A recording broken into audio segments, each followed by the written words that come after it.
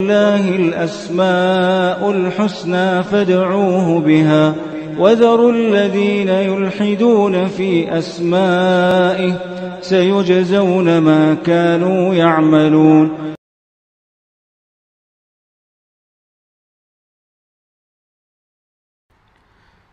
بسم اللہ الرحمن الرحیم الحمدللہ رب العالمین وبہ نستعین وصلی اللہ وسلم علی سید الانبیاء والمرسلین وعلی آلہ واصحابہ اجمعین ومن تبعہم بإحسان الی یوم الدین اما بعد. انشاءاللہ تعالی اس نشست میں اللہ رب العالمین کی صفات علیہ میں سے ایک عظیم صفت الاستواء علی العرش، اس سے متعلق پڑھیں گے. پچھلے درس میں بھی الاستواء علی العرش کا معنی مفہوم اور اس سے متعلق جو 7 آیات علماء اہل سنہ ذکر فرماتے ہیں جس میں صراحت ہے استواء علی العرش کے اس لفظ کے ساتھ، اور اس کا معنی مفہوم بھی میں نے آپ کے سامنے ذکر کیا تھا الحمدللہ. آج کی اس نشست میں جس طرح سے میں نے کہا تھا کہ قرآن مجید کی کچھ آیات ہم آج کی نشست میں ذکر کریں گے جس میں اشارتاً اللہ رب العالمین کی یعنی جو صفت علو کو بیان کیا گیا ہے. اللہ رب العالمین کی جو صفت علو ہے مقام کے اعتبار سے تو ہر کوئی تسلیم کرتا ہے. اہل سنہ والجماعہ کا تو میزہ ہے ہی، ان کی تو خصوصیت ہے ہی الحمدللہ.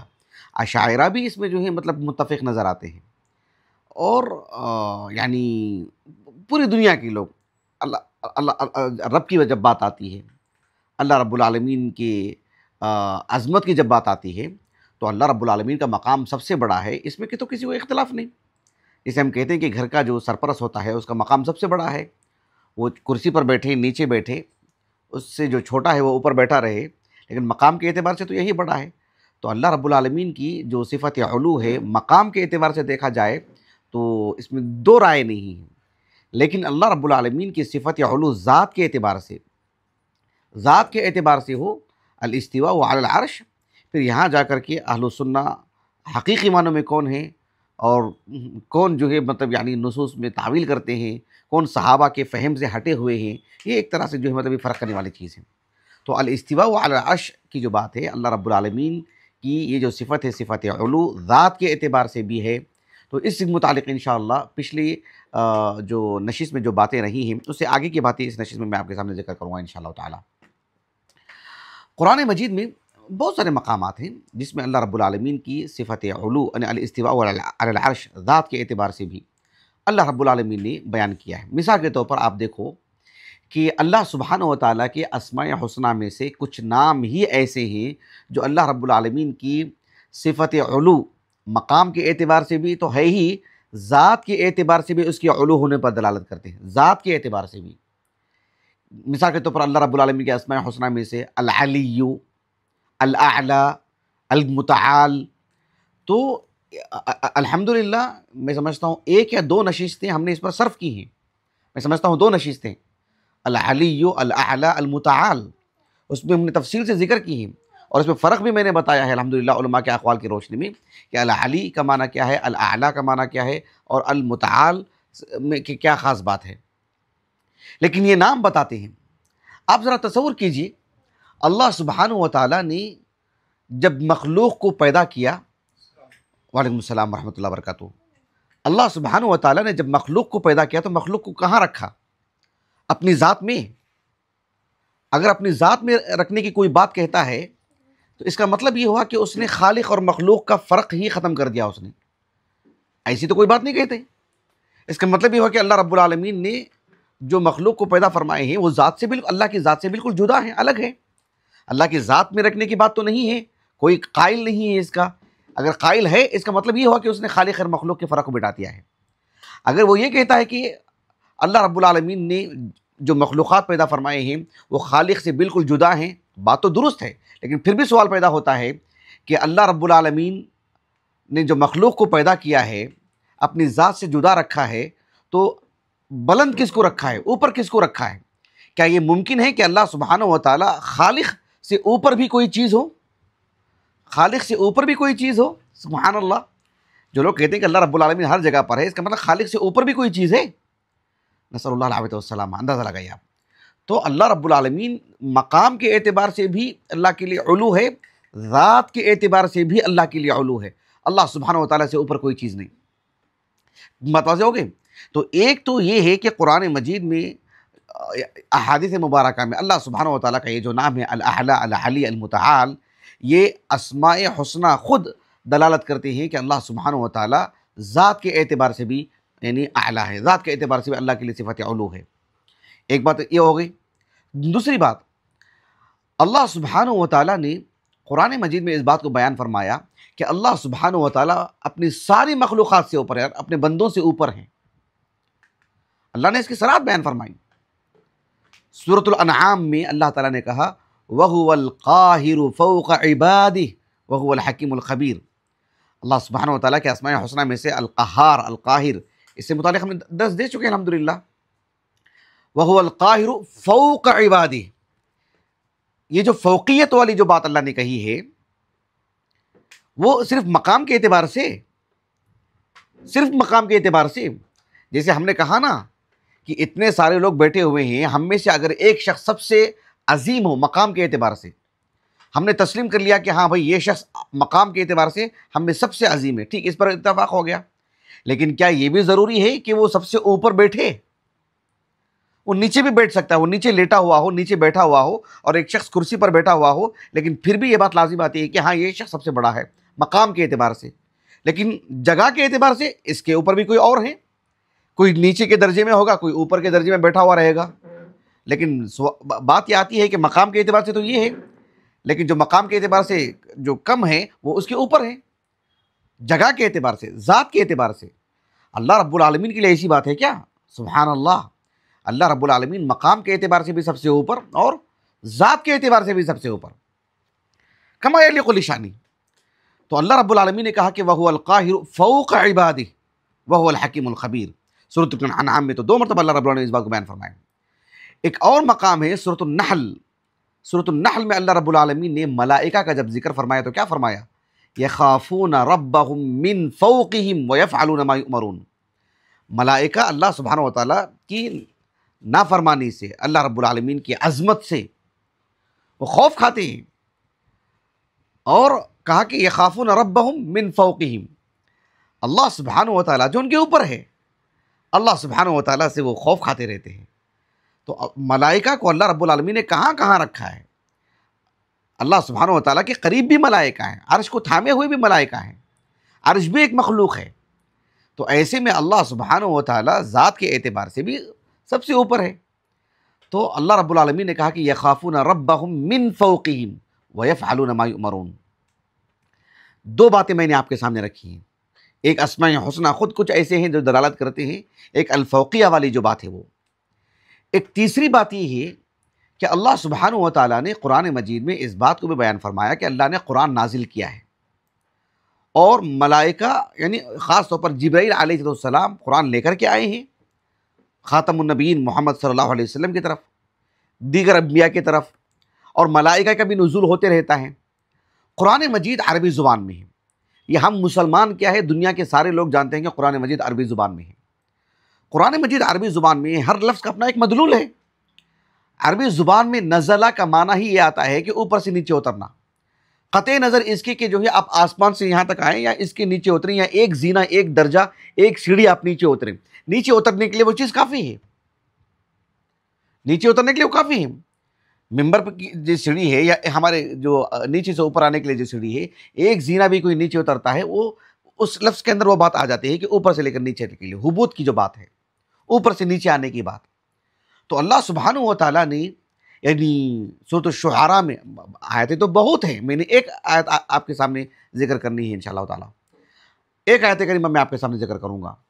اللہ سبحانہ و تعالیٰ نے فرمایا کہ وَإِنَّهُ لَتَنزِيلُ رَبِّ الْعَالَمِينَ نَزَلَ بِهِ الرُّوحُ الْأَمِينُ۔ دونوں باتیں اللہ سبحانہ و تعالیٰ کی طرف سے قرآن جو ہے نازل کردہ ہے۔ تو نزول کی جب بات آتی ہے، تنزیل کی جب بات آتی ہے، نزلہ کے اندر یہ بات ہے کہ اوپر سے لے کر نیچے۔ اشاعرہ سبحان اللہ یہاں بھی تعویل کرتے ہیں، نزلہ کے انزلہ کے معنی اعلام کے معنی میں، اعلام کے معنی آتے ہیں بس آگاہ کرنا، خبر کرنا، یعنی قطع نظر اس کے کہ انسان، اب دیکھو دونوں بازو ایک ہی یعنی مستویٰ میں بیٹھے ہیں، تو ہم یہاں سے اگر کسی کو بات کریں یا کسی کو خبر کریں یا کسی کو آج کے زمانے کے اعتبار سے کسی سے فون سے رابطہ کریں، تو ہمارے سے اوپر ہو، ہمارے سے نیچے ہو، کہیں بھی ہو، بہرحال بات تو پہنچ جا رہی ہے۔ تو انہوں نے انزال کے معنی اعلام کے لے لیا۔ یہ جو تعویل ہے، اسی کے پیش نظر جو ہے مطلب اہل علم، خاص طور پر شیخ الاسلام ابن تیمیہ، حافظ ابن القیم رحمہ اللہ اجمعین، اور ہمارے ماضی قریب کے علماء میں سے شیخ محمد امین شنقیطی رحمہ اللہ نے جو عربی زبان میں مجازی معنی کی جو نفی کی ہے، قطع نظر اس کی کہ حقیقت میں اس کا وجود ہے یا نہیں ہے، لیکن جس شد و مت کے ساتھ انہوں نے نفی کی، کہا کہ مطلب عربی زبان میں جو ہے مطلب مجاز کی بات نہیں ہے، خاص طور پر قرآن مجید میں، یہ اسی پر روک لگانے کے لیے جنہوں نے حقیقت اور مجاز کی جو مطلب تفصیل بیان کی، وہ دراصل سہارا ہے ان کے لیے مجازی معنی براہ راست رب العالمین کی صفات میں تعویل کرنے کے لیے۔ تو بہرحال کہنے کا مقصود یہ ہے کہ اللہ سبحانہ وتعالیٰ نے فرمایا وَإِنَّهُ لَتَنزِيلُ رَبِّ الْعَالَمِينَ نَزَلَ بِهِ الرُّوحُ الْأَمِينُ۔ یہ متعدد آیات ہیں جو اس بات پر دلالت کرتے ہیں الگ الگ انداز میں کہ اللہ سبحانہ وتعالیٰ کے لیے فوقیت ہے، اللہ سبحانہ وتعالیٰ کے لیے جو صفت علو ہے وہ مقام کے اعتبار سے بھی اور ذات کے اعتبار سے بھی۔ تین طرح کی آیات ہم نے آپ کے سامنے پیش کی ہیں۔ ایک چوتھی آیت یا ایک چوتھا طریقہ جو بات بتائی گئی ہے کہ اللہ رب العالمین کے لیے جو صفت علو ہے ذات کے اعتبار سے بھی، وہ ہے سورۃ الفاطر کی آیت کریمہ، جس میں اللہ رب العالمین نے اس بات کو بیان فرمایا کہ انسان جو اعمال کرتا ہے، اس کے جو اعمال ہیں، خاص طور پر اس کی جو نیکیاں ہیں، حسنات ہیں باذن اللہ، جو اللہ کے فضل و کرم سے جو بندہ انجام دیتا ہے، وہ اللہ سبحانہ وتعالیٰ کی طرف وہ اوپر چڑھائے جاتے ہیں، اوپر لے جاتے ہیں۔ اللہ سبحانہ وتعالیٰ اگر ہر جگہ ہے تو پھر نیکیوں کو صرف اوپر ہی لے کے جانے کا کیا مطلب ہے؟ اللہ سبحانہ وتعالیٰ نے سورۃ الفاطر میں بیان فرمایا من کان یرید العزہ فللہ العزۃ جمیعا الیہ یصعد الکلم الطیب۔ غور کر رہے ہیں آپ؟ صعدہ کے معنی چڑھنا، اوپر چڑھنے کے لیے آتا ہے۔ الیہ یصعد الکلم الطیب والعمل الصالح یرفعہ والذین یمکرون السیئات لهم عذاب شدید ومکر اولئک هو یبور۔ سورۃ الفاطر کی بالکل آغاز میں ہے، یعنی جو حسنات ہیں، جو نیکیاں ہیں، جو کتاب و سنت سے ثابت شدہ جو اعمال ہیں، جن کی طرف رغبت دلائی گئی ہے، جو معمورات ہیں، اللہ رب العالمین نے اس بات کو بیان فرمایا کہ الیہ یصعد الکلم الطیب، یعنی جو الکلم الطیب ہے، یعنی کلمہ لا الہ الا اللہ، قرآن مجید کی تلاوت ہے، امر بالمعروف ونہی عن المنکر ہے، تو اللہ سبحانہ وتعالیٰ نے کہا کہ اللہ رب العالمین کی طرف وہ پہنچائے جاتے ہیں۔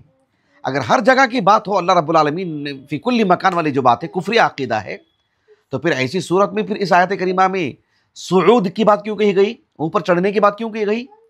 اعمال حسنہ کو اوپر لے جانے کی بات کہاں سے کیوں کراتی ہے؟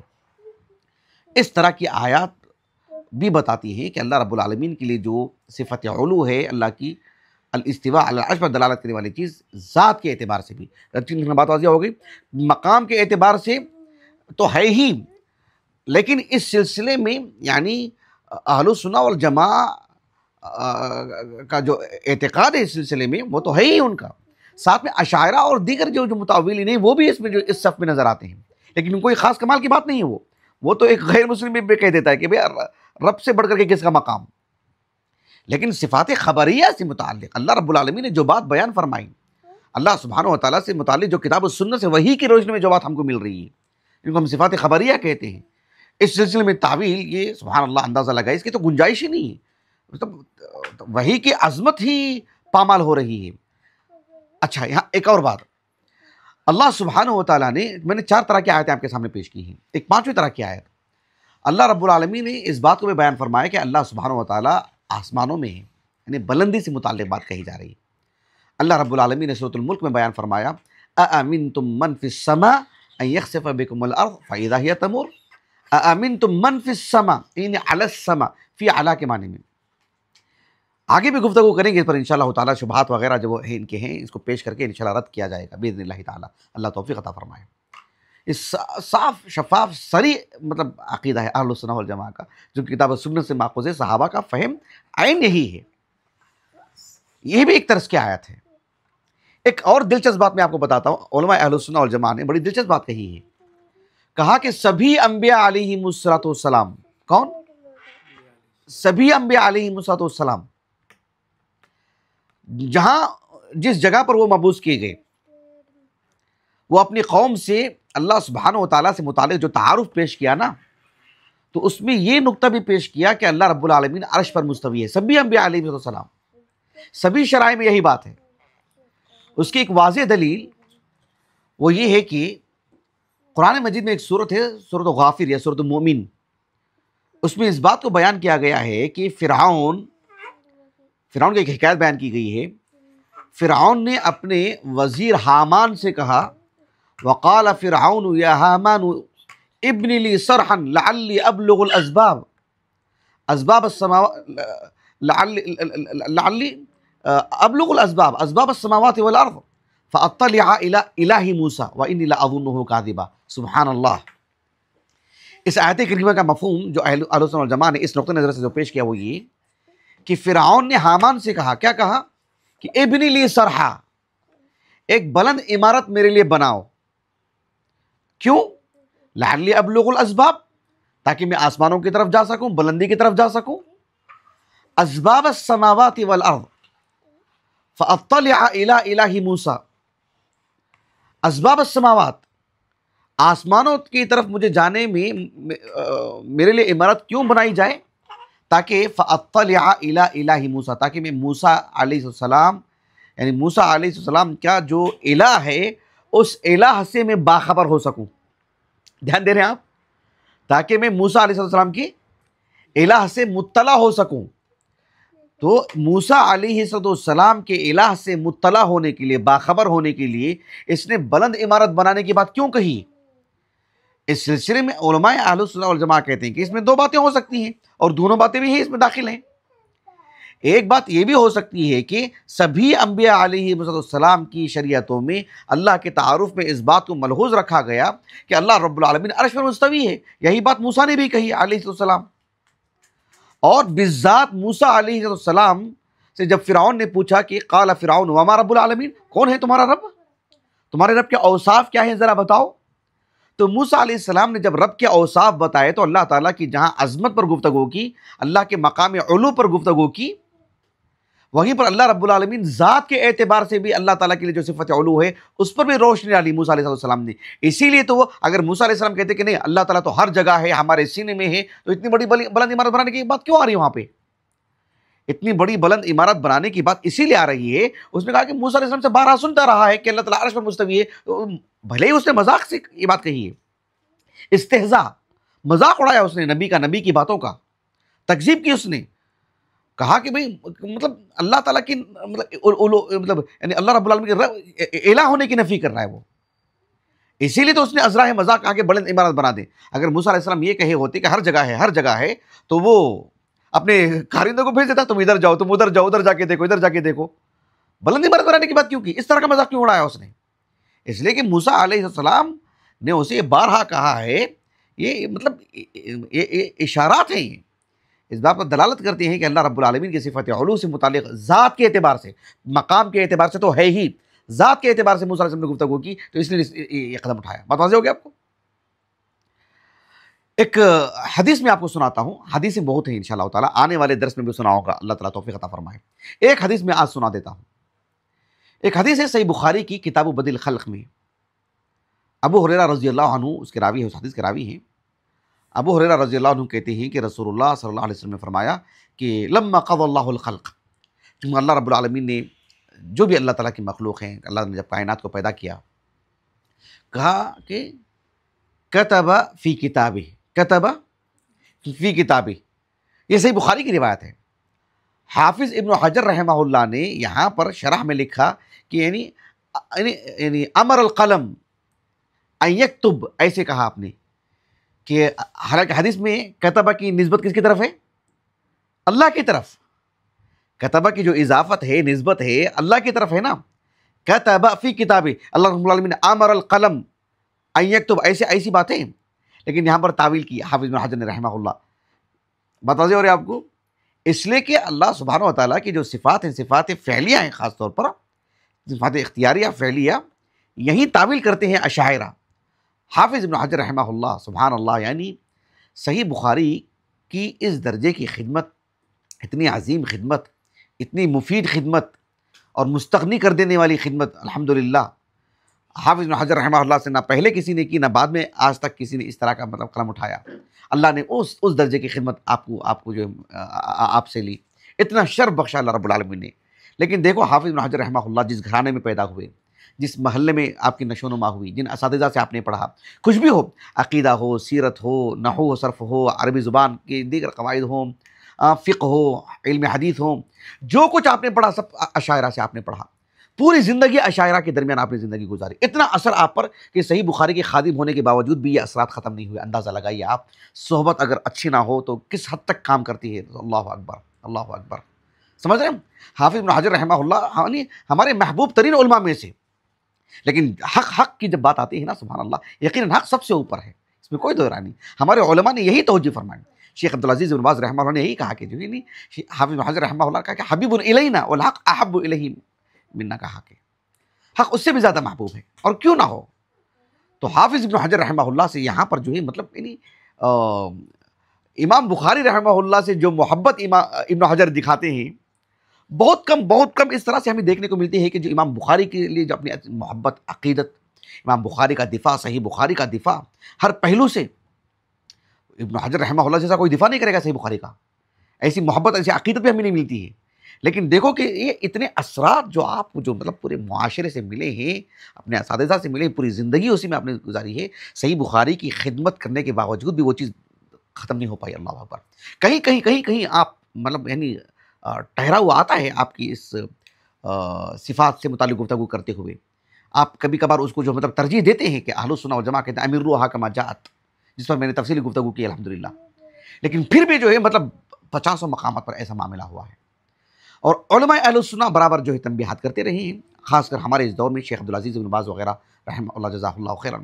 اس میں سے یہ بھی کتاب ہے شیخ عبد الرحمن بن ناصر البراق، اور ان کے جو تلمیذ ہیں شیخ عبد المحسن بن عبد العزیز العسکر، جو آپ کی تقریباً تحریریں وہی آپ کی کتابیں آڈیو ویڈیو وغیرہ سے سن کر کے نقل کرتے ہیں۔ آپ کی متعدد خدمات ہیں شیخ براق کو لے کر ماشاء اللہ تعالیٰ۔ تو اس تناظر میں یہ بات کہہ رہا ہوں کہ یہ جو ہے نا تعلیقات علی المخالفات العقدیہ، تو فتح الباری میں جہاں عقدی اس اعتبار سے جو مطلب اہل السنہ سے جو مخالفت ہوئی ہے، چوک ہوئی ہے، اس کو بیان کیا ہے۔ اس میں بہرحال آج میں اس پر گفتگو نہیں کروں گا، کتب فی کتابی، کیونکہ کتب فی کتابی میں بھی آپ نے تعویل کی، گویا کہ امر القلم والی بات آئی۔ امر القلم والی بات کیوں آئے گی؟ اللہ نے لکھا تو لکھا، کما یلیق لشانی۔ اور پھر کتب فی کتابی سے مراد، اس کتاب سے مراد کیا ہے؟ اللہ المحفوظ مراد لیا ابن حجر نے۔ یہ ضروری نہیں ہے کتب فی کتابی، اس کے علاوہ بھی کوئی کتاب ہوگی اللہ رب العالمین نے اپنے لیے لکھا ہے، اپنے پاس رکھا ہے، تو وہ اللہ المحفوظ ہی ہے، یہ کہنا درست نہیں ہے، اس کی صراحت نہیں وہاں پر۔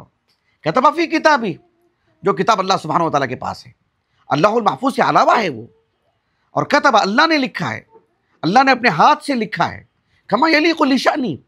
اس میں کیوں انسان اپنی سطح پہ اتر کر کے سوچتا ہے کہ جیسے میں اپنے ہاتھ میں جو ہے مطلب قلم لیتا ہوں، جیسے میں لکھتا ہوں، مطلب اللہ رب العالمین کے لیے ہاتھ ہیں، کما یلیق لشانی۔ اللہ رب العالمین نے قلم، اس کی مخلوق ہے، اس کو اللہ رب العالمین نے لیا اور اللہ نے لکھا۔ اللہ کے پاس جو کتاب ہے، ان سب کی کیفیت ہم کو نہیں معلوم ہے، تفصیلات ہم کو نہیں بتائی گئی ہیں۔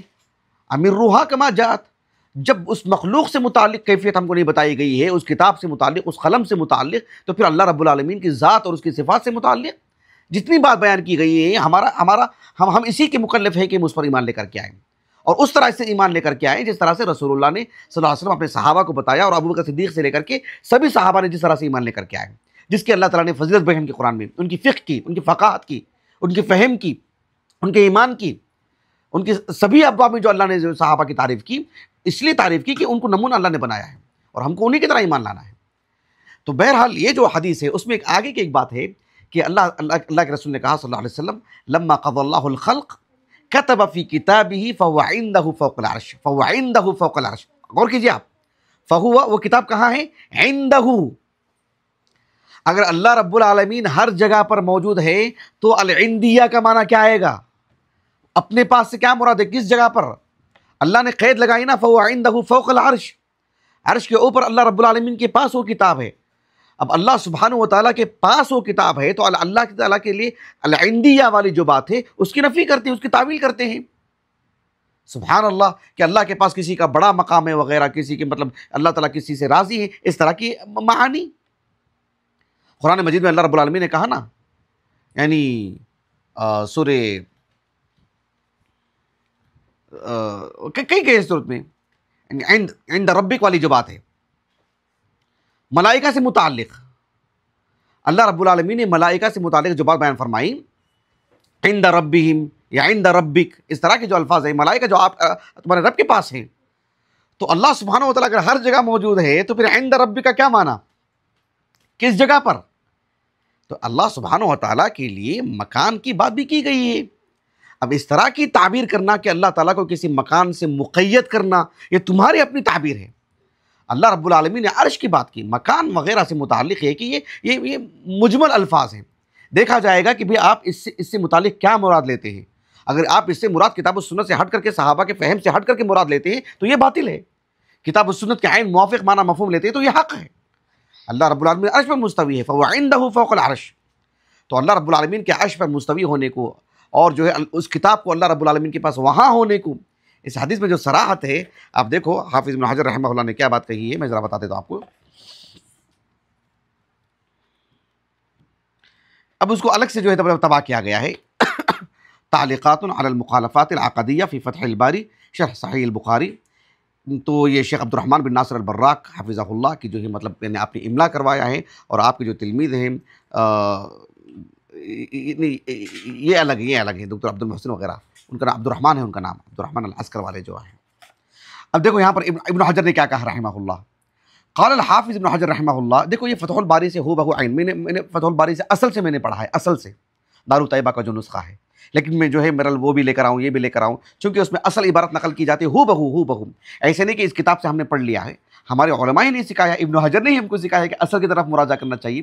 ابن حجر بہت عظیم شخصیت ہے، بہت عظیم شخصیت ہے، ان کے اخلاص کی وجہ سے، ان کی جو ہے مطلب جد و جہد کی وجہ سے اللہ نے ان کی قدر کی ہے، ان کو بڑا مقام دیا اللہ نے، لیکن جو ہے بہرحال جہاں عقدی اعتبار سے معاملہ ہوا ہے وہاں تو سمجھوتا نہیں ہو سکتا ہے۔ بہرحال قال الحافظ ابن حجر رحمہ اللہ تعالی قوله فهو عنده فوق العرش، یہ جو حدیث الفاظ ہیں، آپ نے کہا کہ قیل معناه دون العرش وهو كقوله تعالی بعوضة فما فوقها، یعنی اللہ رب العالمین نے کہا نا کہ جو ہے مطلب اللہ تعالیٰ جو اس بات کو نہیں شرماتا ہے، اللہ رب العالمین اس بات کو بیان کرنے میں، ایک مچھر کی مثال دے، یا فما فوقها سے مراد مچھر سے بھی فما دونہا، مچھر سے چھوٹی بھی کوئی مخلوق ہو اس کی مثال دینے کو بھی اللہ رب العالمین کے لیے مطلب استحیا والی بات نہیں ہے، کیونکہ وہ اللہ کی مخلوق ہے، تو ہاں فوقہا سے مراد اوپر کا مراد نہیں ہے، اس سے ادنا مراد ہے۔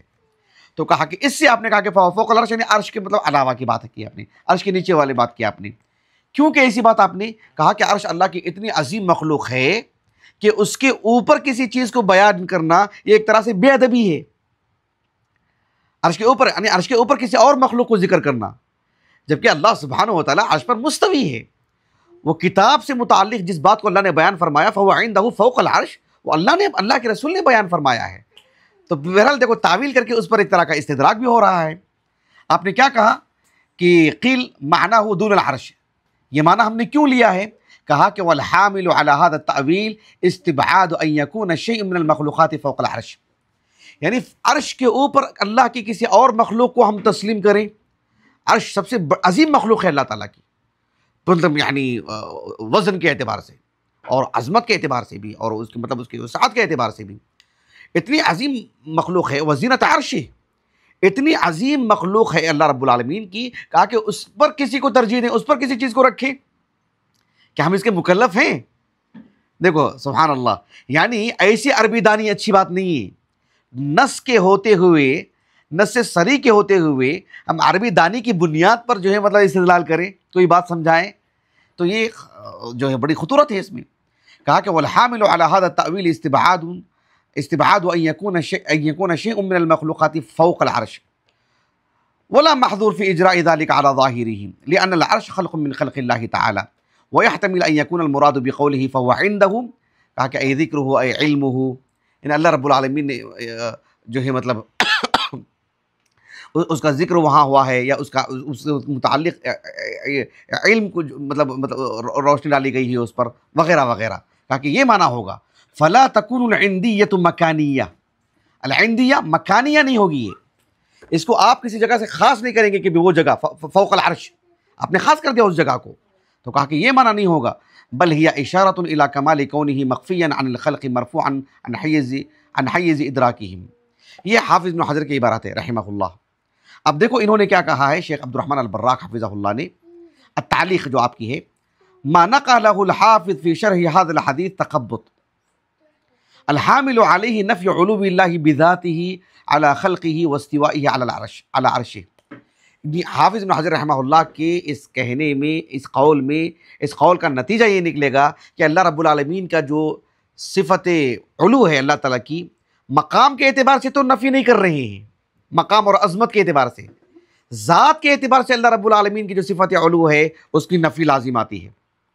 فإن من ذهب إلى ذلك من العشائرة وغيرهم ينفون عن الله تعالى عندية المكان، فليس بعض المخلوقات عنده دون بعض لأنه تعالى بزعمهم في كل مكان فلا اختصاص لشيء بالقرب منه۔ یعنی ان کا کہنا ہے کہ اللہ رب العالمین جب ہر جگہ ہے تو کسی چیز کو اللہ تعالیٰ کے خاص کرنے میں کیا فائدہ ہوگا؟ اللہ تعالیٰ ہر جگہ ہے تو گویا کہ ہر ایک اللہ کے قریب ہے، تو فَهُوَ عِنْدَهُ فَوْقَ الْعَرْشِ، اللہ تعالیٰ کی قربت کی جو بات آ رہی ہے تو مطلب اس میں ایک طرح کا ایک میزہ، ایک خصوصیت پیدا ہو رہی ہے نا، تو کہا کہ کسی مخلوق کی خصوصیت نہیں، کیونکہ اللہ تعالیٰ ہر جگہ ہے تو اس کا مطلب یہ ہوا کہ اللہ رب العالمین کی مطلب قربت ہر چیز کو ہر جگہ ہو رہی ہے۔ ایسا نہیں، اللہ نے کسی کو اپنا قریب رکھا ہے، کسی کو دور رکھا اللہ رب العالمین۔ جی، فَلِذَلِكَ يَتَأَوَّلُونَ كُلَّ مَا وَرَدَ مِمَّا يَدُلُّ ظَاهِرُهُ عَلَى خِلَافِ ذَلِكَ كَقَوْلِهِ تَعَالَى إِنَّ الَّذِينَ عِندَ رَبِّكَ وَكَقَوْلِهِ فِي هَذَا الْحَدِيثِ فَهُوَ عِنْدَهُ فَوْقَ الْعَرْشِ۔ تو یہ بات آپ نے جو ہے بڑی تفصیل سے آپ نے بیان فرمائی، اچھی طرح بات واضح ہو گئی۔ تو اللہ رب العالمین کے لیے صفت علو الاستواء علی العرش یہ ثابت شدہ ہے۔ اس حدیث میں جو تعویل ہوئی ابن حجر کی وہ میں نے آپ کے سامنے ذکر کی رحمہ اللہ۔ اس سلسلے میں مزید کچھ احادیث ہیں، جیسے آج ہم نے آیتیں پیش کی ہیں، ویسے کچھ احادیث بھی ہیں انشاءاللہ تعالیٰ آنے والے درس میں میں آپ کے سامنے رکھوں گا انشاءاللہ تعالیٰ۔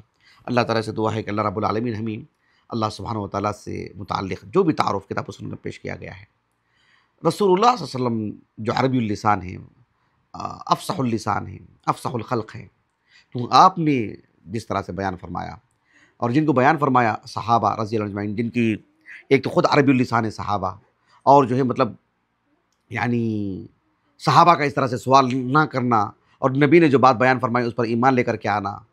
حالانکہ دیگر جگہوں پر بھی ہمیں کچھ باتیں ملتی ہیں، جیسے صحابہ نے کہا کہ اللہ کے رسول نے جب کہا کہ ان الشرک الذین آمنوا ولم یلبسوا ایمانہم بظلم، تو کہا کہ اینا لم نظلم، ہم میں سے ظلم کو نہیں کرتا ہے۔ تو ظلم کے معنی میں جو ہے مطلب صحابہ میں ایک طرح کا اشکال پیدا ہوا، اللہ رب العالمین کی صفات سے متعلق تو کہیں اشکال پیدا نہیں ہوا ہے، تو صحابہ کی طرح ایمان لانا یہ ہمارے لیے ضروری ہے، مطلب اس میں چھوٹ ہی نہیں ہے، اس میں اختیار ہی نہیں ہے۔ اللہ تعالیٰ اس ضلالت سے ہماری حفاظت فرمائے۔ صحابہ کا جو نہج ہے ہر باب میں اللہ سبحانہ و تعالیٰ اسے اختیار کرنے کی توفیق عطا فرمائے۔ سبحانک اللہم و بحمدک، اشہد ان لا الہ الا انت، استغفرک و اتوب الیک۔